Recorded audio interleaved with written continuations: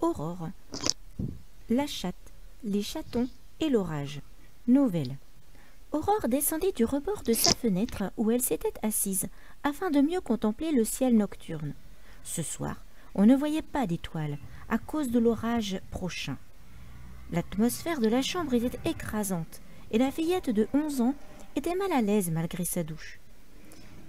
2 petits miaulements se firent entendre, donnant le sourire à Aurore. Sa chatte blanche, Crochie, avait en effet donné naissance à 3 petits chats tigrés quelques jours plus tôt, et tout ce monde logeait à présent dans le placard de sa chambre, dont elle laissa la porte entr'ouverte. Puis, elle se coucha et termina calmement son énigme d'Agatha Christie. Elle s'affola tout de même un peu quand elle eut refermé son livre et remarqué l'heure tardive, plus de minuit.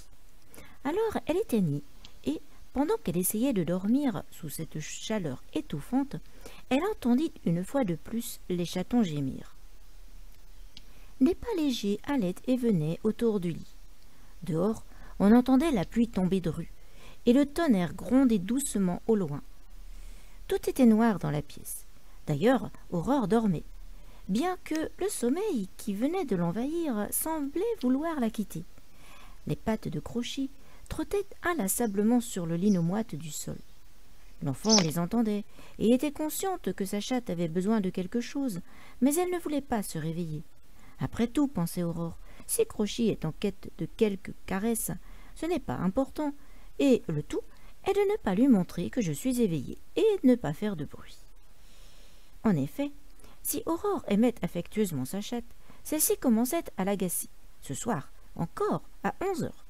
Ne lui avait-il pas fallu être transportée avec ses petits matous, ainsi que tout l'attirail de chiffon, d'une autre chambre jusqu'au placard de celle où Aurore somnolait à présent? Et cela par qui, à votre avis? Par la fillette, bien sûr. Mais quelle heure peut-il bien être, se demanda soudain le subconscient d'Aurore, qui aimait avoir des repères. Oh, peut-être 1 heure du matin. L'orage n'est pas encore fini, pensa-t-elle encore. Baum! Cette fois-ci, je vais allumer, s'exclama Aurore, réveillée en sursaut par ce bruit insolite. Sa surprise ne fut pas bien grande quand ses yeux éblouis découvrirent un petit tas malodorant. « Est-ce une crotte ou du vomi ?» se demanda Aurore. « De toute façon, le résultat est le même. Allons nettoyer ce gâchis, pensa-t-elle une dernière fois, décidée, avant de vérifier que Crochie allait bien et de passer à l'action.